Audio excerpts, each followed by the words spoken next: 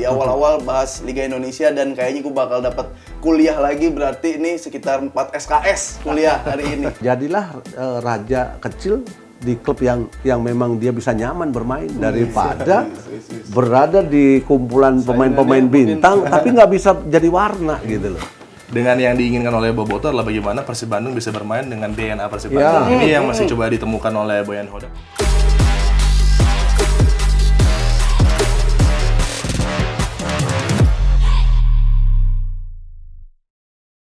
Halo semuanya, apa kabar? Transport Mania, semoga dalam keadaan sehat walafiat. Balik lagi Afif Safi ini ya di Kick and Runs ya. Ini channel sport terbaik, channel sport olahraga terbaik se-Depok dan sekitarnya.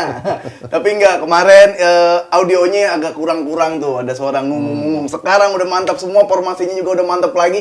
Tapi sebelum kita bahas formasi, gua bahas langsung Liga Indonesia nih. Di awal-awal bahas Liga Indonesia dan kayaknya gue bakal dapat kuliah lagi, berarti ini sekitar 4 SKS kuliah hari ini.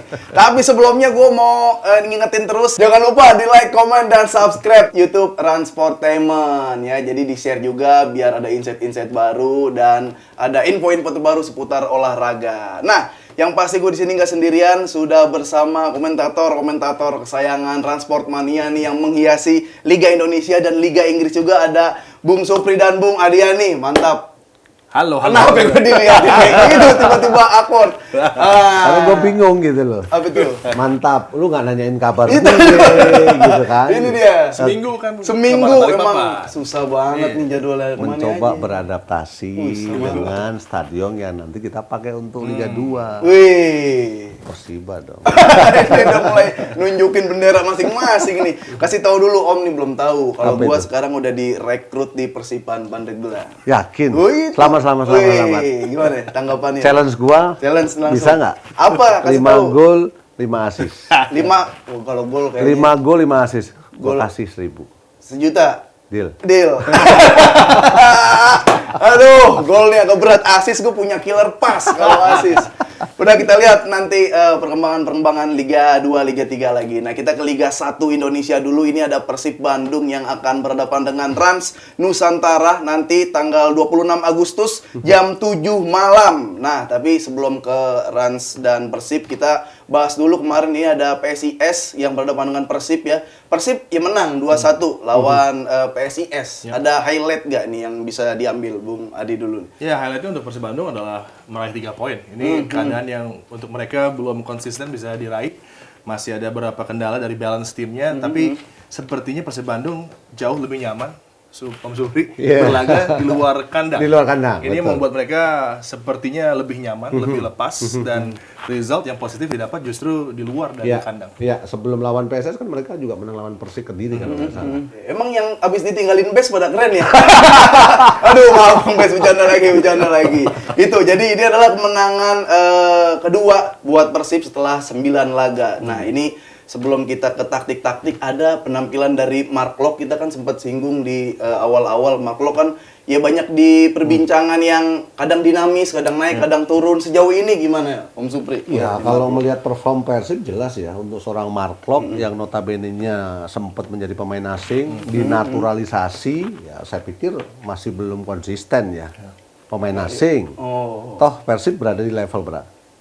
Posisinya masih berada di zona yang tidak nyaman. Kualitas 1 sampai sejauh ini kan Persib belum menemukan permainan terbaiknya, walaupun sudah merekrut pelatih baru, Boyan ya, Boyan Hodak. yang sejauh ini pernah ngelatih JDT, kemudian di Malaysia juga Kuala Lumpur, kemudian terakhir di Indonesia melatih PSM Makassar. Nah, itu kalau Bung Adi gimana? Persib apakah udah jadi Persib yang sesungguhnya atau masih goyang? Belum ya, karena yang harus dimengerti juga adalah Persib juga kehilangan banyak pemain yang berlaga untuk kesebelasan nasional kelompok umur, misalnya Beckham Putra, roh Persib di lapangan tengah tidak bisa menjadi bagian tim. Kemudian juga bagaimana Boyan Hodak adalah pelatih yang suka dengan bermain dari flank.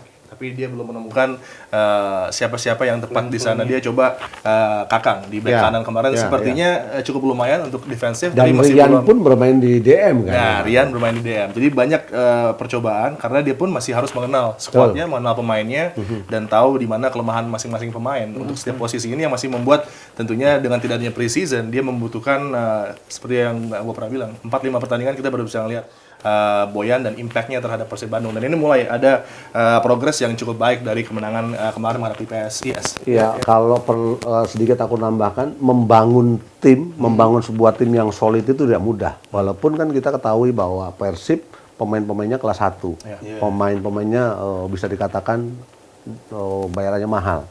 Apalagi yang gue dengar Persib musim ini 100 miliar budgetnya. Tapi nyatanya belum bisa dikatakan bahwa dengan nominal yang luar biasa, dengan pemain-pemain kelas 1 mereka bisa menjadi raja di Liga Indonesia. Tapi kita lihat nanti akan seperti apa Persib. Tapi kalau dari PSIS ini ada pemain 18 tahun dari Timur Leste, ada Paulo Gali. Ini pemain muda nih. Ngelihatnya seperti apa itu Om? Paulo Gali. Iya, di awal karirnya bersama dengan PSIS, Gali Freitas menunjukkan bahwa dia memiliki impact yang signifikan dari permainan PSIS di sepertiga akhir. Bagaimana dia bisa melakukan gerakan-gerakan berbahaya dari lini kedua yang merupakan opsi ya bagi PSIS.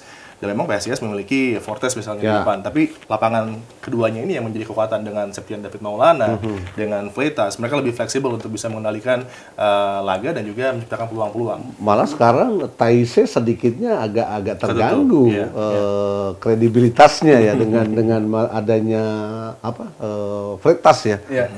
Bagaimana pemain ini kecil, cepat, lincah, etos kerjanya luar biasa.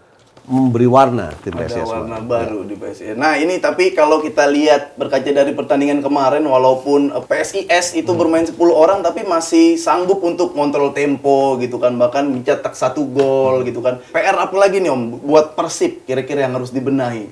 Iya, membangun tim nggak mudah, membentuk tim yang solid dengan konsistensi yang baik, nggak bisa dikatakan bisa cepat dilakukan. Artinya Boyan dengan pengalamannya ya diharapkan untuk membangun sebuah game plan, karakter yang kuat untuk bisa Persib itu kembali untuk bisa bersaing di level atas dan konsisten, itu penting gitu loh. Apalagi Rian bilang bahwa masih mencari komposisi pemain terbaik yang sejauh ini DM-nya ya kan, yang selama ini dimiliki oleh Persib tuh belum konsisten. Mark Klok pun juga masih belum sesuai dengan ekspektasi. Makanya Rian lah yang ditunjuk, dipilih untuk bermain sebagai jangkar. Ya, itu kalau ini kita lihat dulu statistik pertandingan kemarin ya. Ini PSIS Persib. Skor unggul memang Persib 2-1, udah menang. Dari presentasi ini kan udah jelas ya. Mereka unggul 57%. Tapi lihat, goal attempt-nya cuma 6. Artinya kan tidak terlalu banyak bisa menciptakan peluang. Ya kan? Shot on goal 6. Kemudian foul-nya yang lumayan banyak dengan 21%. Artinya apa? Transisi mereka juga masih bermasalah. Oke, transisi. Tapi kalau dari Bung Adi gimana? Biar Persib jadi Persib lagi ya, apa yang harus gerakan oleh Persib tuh? Dengan yang diinginkan oleh Boboto adalah bagaimana Persib Bandung bisa bermain dengan DNA Persib Bandung. Ini yang masih coba ditemukan oleh Boyan Hodak sang pelatih, tapi dia pelatih yang tepat. Dia memiliki pedigree, dia memiliki jejak prestasi yang notabene tim-tim yang dia pegang memiliki karakter yang hampir mirip dengan apa yang diinginkan dari para pendukung dari Maung Bandung. Bagaimana fluiditas di lapangan tengah, para pemain bertahan juga bisa join up untuk membantu serangan, build up tidak hanya dari lapangan tengah, tapi di central defenders mereka bisa dribbling untuk bisa menopang serangan juga. Ini yang hal-hal yang mungkin agak intricate dan peranannya harus bisa dengan jelas dijalankan di lapangan. Bagaimana nanti center back akan bergabung dengan lapangan tengah, kemudian wingers yang bisa inverted pun juga gelandang yang bisa bergerak ke sayap, yang menjadi tentunya blueprint apabila Persib ingin keluar sebagai tim yang nanti di putaran kedua tampil menggigit. Tentunya ini adalah langkah-langkah yang harus diambil dari segi taktikal dan juga pengorbanan para pemain tentunya, karena kan pemain kelas 1 egonya luar biasa. Untuk membangun sebuah tim mereka harus punya satu visi yang sama. Oleh karenanya kalau pelatih sudah datang dengan satu konsep yang jelas, dengan DNA yang ingin dia tawarkan, nanti interpretasi di lapangan terserah pemain, tapi tentunya sudah harus di buy-in apa yang coba ditawarkan oleh sang pelatih dengan para pemain yang ada. Berarti DNA yang ditawarkan maksudnya bakal merombak lagi game plan baru apa enggak? Pelatih yang menyesuaikan gitu. Sebenarnya lebih ke persaingan sih. Jadi Boyan diharapkan untuk bisa membangun sebuah kompetitif dalam locker room. Ya, ya. Buatlah Boyan tuh pusing untuk memilih starting 11 gitu loh.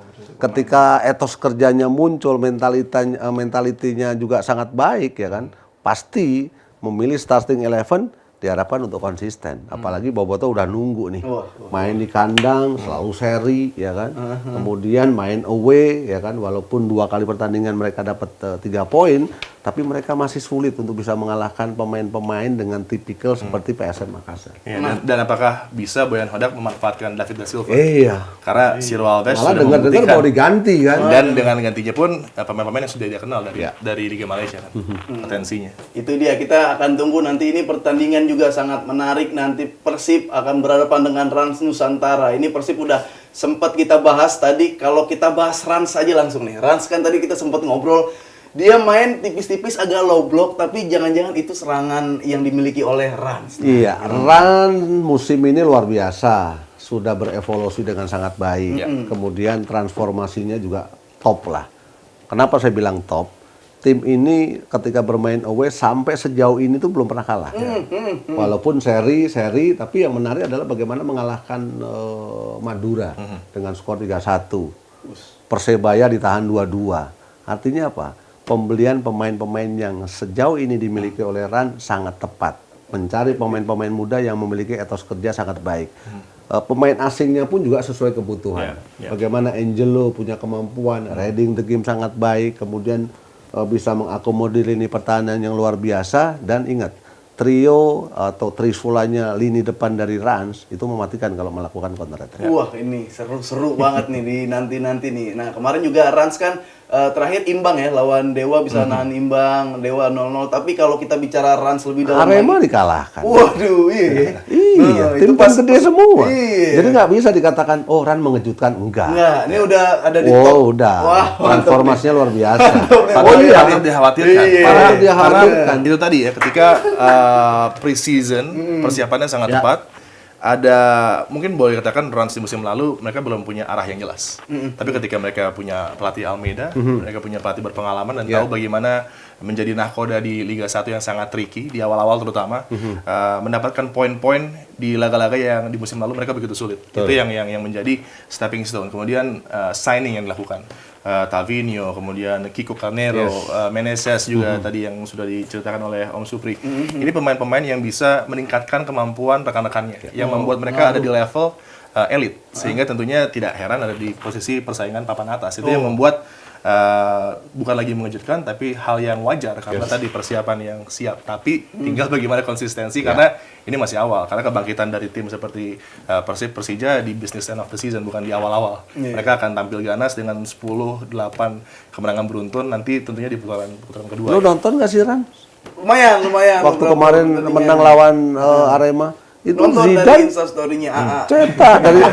Zidane cetak dari set piece. Iya. Dan yang menarik buat gua adalah bagaimana kemampuan kualitas dari Paulo seolah-olah Paulo lahir Sutanggang, kembali. ya. Ya kan? Diberi ban kapten.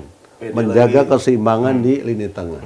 Ya kan? Ini kan bisa mempengaruhi psikologis pemain untuk bisa kembali bangkit, sedangkan Evan Dimas sudah mulai turun, ya kan? Tapi Paulo Sutanggang sekarang dengan ban kapten progres kan. Progres lagi. Dulu kan pernah bela Rans gitu ya. Iya. Sekarang itu ada kira-kira dia bakal berpengaruh gak nanti di Persib lawan Rans ini?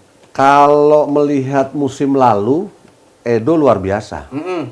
Tapi kalau musim ini di Persib, performnya sepertinya ada penurunan. Dan saya pikir dia salah pindah klub. Kenapa nggak balik lagi di Rangga saja gitu. Nunggu dulu gitu ya. Iya, artinya apa? Jadilah raja kecil di klub yang memang dia bisa nyaman bermain daripada berada di kumpulan pemain-pemain bintang tapi nggak bisa jadi warna gitu loh. Potong nih. Iya, gitu yang berani ngomong gitu nih, komentarin pemain-pemain Indonesia nih. Junior gua kok dia. Kira punya pengalaman. Iya bener, Dari tim-timnya gua tuh. takut pasti tuh. Dia tuh junior gua, tanyain aja. PPLP Jawa Tengah dia. Udah emang ada kapasitasnya dah ngomong gitu dah. Ini ada 5 pertandingan terakhir dari kedua tim di Liga 1 ya. Gimana nih lihat statistik kayak gini, ada pengaruh besar untuk nanti di lawan Rans Nusantara? Iya, pendekatannya jelas ya. 4-3-3 defending, ya kan? Bermain away, walaupun memang dengan komposisi pemain-pemain flank mereka cepat-cepat, tapi tetap mereka selalu ingin lini tengah mereka itu punya keseimbangan, ya kan? Artinya peran dari Klok yang selama ini ditunggu, ya kan, untuk menjadi katalisator lini tengah ke depan, itu kan sangat penting. Sampai Boyan memilih Rian kan, berada di bermain di posisi itu gitu. Dan yang menarik tentunya kalau kita lihat rekor dari Persib yang dominan di musim lalu menghadapi Rans, ini adalah momen terbaik untuk Rans bisa mencuri tidak hanya 1 tapi bisa menang. Ya. Karena itu tadi kan Persib belum dalam keadaan mereka top peak performance, sedangkan Rans sudah menemukan flow yang enak untuk mereka. Ritmenya sudah terjaga dan bagaimana mereka punya pedigree mendapatkan result menghadapi tim-tim besar juga. Tadi Persebaya sudah menjadi salah satu contoh. Tim yang mungkin approach-nya hampir sama dengan Persib Bandung dengan reputasi yang juga mereka miliki, tapi Rans sekarang sudah tidak ada rasa gentar lagi kan. Memasuki lapangan tidak ada lagi rasa bahwa mereka inferior ketimbang lawannya. Ini yang membuat tentunya rasa percaya diri itu akan bisa membuat mereka tampil baik ya di lapangan. Iya, ini jadi sama-sama superior gitu ya. Ini Newcastle-nya Liga Indonesia nih, Rans nih. Ini rekor 5 pertandingan Rans, 2 kali menang, 3 kali imbang, belum pernah kalah berarti. Wah, 4 kali penampilan terakhir belum pernah kalah. Belum pernah ya, kan? kalah. Terakhir lawan Dewa ini Draw. benar dibilang harus ini momentum yang tepat ya Oh kalau iya, mau apalagi ngejar mereka 3 punya poin. kepercayaan diri kan, dengan 4 kali pertandingan belum pernah kalah dan waktunya untuk mereka bisa memanfaatkan situasi yang ada dalam tubuh dari Persib itu sendiri kan. Mereka bermain kandang 4 kali seri, sedangkan Rans away selalu minimal dapat 1. Dapat. Ya kan, artinya pilihan taktikalnya sudah jelas. Walaupun lu bilang low block tadi, tapi dengan ada twin tower mereka, si Angelo dan siapa? Kiko, itu kan 2 center back yang memang smart, menurut saya smart. Reading the game sangat baik. Iya, ball playing Kemudian mereka juga. interceptnya luar biasa. Dipadu lahirnya kembali seorang Paul Sitanggang. Ketika mereka sudah mampu untuk melakukan transisi, ya kan, fast break, flank mereka. Ada Tavinho yang punya kecepatan. Bahkan gue melihat justru yang underrated Taufik Hidayat. Yes. Pemain yang bisa Luar menutup biasa. ketika Luar dua pemain asing ini naik. Maka Taufik Hidayat menjadi orang pertama yang bergerak ke lapangan tengah justru untuk bisa menggagalkan serangan yang coba berpotensi dibangun oleh tim lawan. Ini yang menjadi mungkin orang nggak melihat terlalu detail penampilan dari Taufik Hidayat, tapi dia justru menjadi peran yang Hampir luar biasa mirip signifikan. peran dia, Taufik itu hampir mirip peran dari Ricky Fajrin di Bali, ya kan? Tidak terlalu Menonjol wah, secara stamina enggak, tapi sangat Selalu penting pas, gitu, ya. selalu penting gitu. Apalagi dia sempat dimainkan sebagai DM juga dalam Ya. beberapa pertandingan terakhir. Iya, itu tadi ada beberapa pemain yang disebutkan, tapi ini dari kita juga punya ini pemain-pemain yang penting dari Persib Bandung dan Rans ya hingga pekan 9 di Liga 1 Indonesia. Ada ini dia, ada Ciro pasti ya, Ciro, ada Mark Lok, David Da Silva. Ini selain kayak Ciro, Mark Lok, David Da Silva, ini Rahmat Irianto ini juga harus was-was gitu ya. Nah, justru kan Boyan juga mengkhawatirkan 3 kali penampilan mereka 40 kali tembakan ke gawang hanya 2 yang bisa tercipta gol. Artinya mereka punya permasalahan di finishing touch gitu. Pasca Ciro dan David Da Silva tidak dimainkan. Iya. Kalau Bung Adi gimana Bung Adi ini ngeliat? Iya, kalau kita lihat para pemain Persib tentunya Ciro tetap menjadi pemain utama ya. Outlet tekanan mereka dari sektor sayap, dia juga bisa drop deep dan berkreasi di lapangan tengah juga. Tinggal bagaimana peran dari David Da Silva untuk lebih efektif ya. Jadi mungkin butuh coaching yang lebih mendekat kepada David Da Silva untuk bisa mengatur timing larinya. Dia kerap kali bekerja terlalu banyak sehingga tidak efektif. Dan terkesan ego ya. Iya.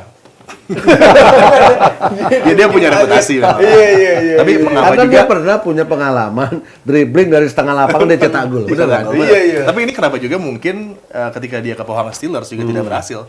Karena ada tadi ego tadi dan bagaimana dia tidak bisa membagi peran dengan pemain depan lainnya sehingga kerap kali justru seharusnya mereka bisa dalam satu wavelength tapi justru Ciro bergerak sendiri dan Da Silva melakukan gerakan yang lain. Kita lihat ya. Ini dari Rans ya. Pemain-pemain yang bisa cetak gol lebih variatif.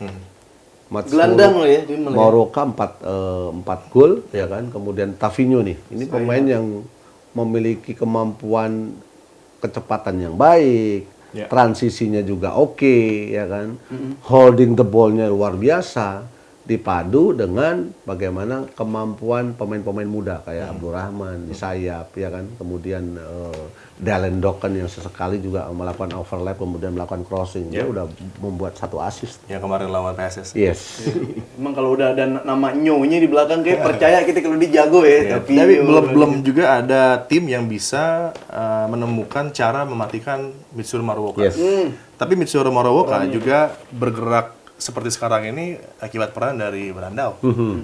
Duetnya di lapangan serangan, tapi dia justru bisa memancing lawan untuk bergerak menutup dirinya, space-nya masuk untuk Maruoka. Itu yang membuat banyak tim-tim terkejut dengan daya eksplosivitas dari Mitsuru Maruoka dan juga bagaimana dia memanfaatkan peluang ya karena gol-golnya itu luar biasa. Luar biasa. Apalagi seolah-olah dia Almeida sudah mengikuti bagaimana kinerja timnya Pep. Dibagi belakang, tengah, lu potong, lu rebut bola, 3 ini yang bekerja. 3 ini yang counter. Cepat, ya kan, efektif, mematikan. Udah. Wah, ini seru banget nih. Berarti nanti ya Persib akan berhadapan dengan Rans Nusantara. Nah, selain Persib dan Rans Nusantara, ini juga ada beberapa pertandingan di pekan ke-10. Liga 1 Indonesia ada Madura berhadapan Bayangkara, Borneo lawan Persita, PSS berhadapan dengan Persebaya, Bali United, Barito. Nah, ini bisalah kalian nonton. Ada Dewa juga lawan Persija. Pokoknya tonton yang ada Bung Suprinya sama ada Bung Hadianinya. Iya. Kadang suaranya emang enak tuh kalau habis gol tercipta diulang tuh emang enak didengerin tuh. Nah, ini ada pertandingan lain yang lebih menarik juga, sangat sayang kalau dilewatkan. Ini ada Bali United berhadapan dengan Barito. Itu nanti tersaji 27 Agustus jam 7 malam. Oke, langsung aja highlight yang bisa diambil dari kedua tim nih, Bali dan Barito. Bung Adi. Ya, Bali masih belum bisa menunjukkan performa seoptimal yang biasa kita lihat dari Bali. Masih mungkin juga ada struggle-struggle dari musim lalu yang terbawa. Dan dengan Elias Dola yang mungkin masih akan absen akibat baru saja kehilangan orang tuanya. Tentunya ini satu lubang di sektor pertahanan yang sulit sekali untuk bisa ditutup ya. Karena 2 center back utama Bali kemungkinan akan absen. Iya, dan kemudian hilangnya Brawan Nuri itu juga sebuah kerugian besar kalau menurut gua ya. Kemudian masuk Rashid kan. Tapi belum optimal tuh ya. Belum Bagaimana optimal. Rashid masuk diharapkan bisa langsung menjadi Yes, motor. bisa menjadi apa namanya penyeimbang, kemudian menjadi jenderal di lini tengah. Sejauh ini belum terlihat. Faktanya apa? 2 kali main mereka kebobolan 8 loh. 5-1 di Tapi boleh kalau gue nanya dulu nih. Bali 5-1.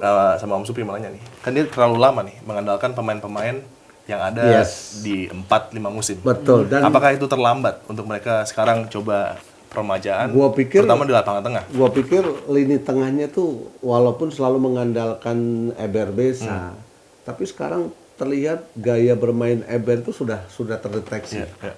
Banyak sekali pemain-pemain lawan yang sudah paham cara bermainnya Eber Besa untuk bisa mengkreativitaskan lini tengah dari Bali United. Gitu. Tapi kayak gitu emang pemain yang diganti atau formasinya yang diganti tuh biar nggak kebaca-baca terus gitu.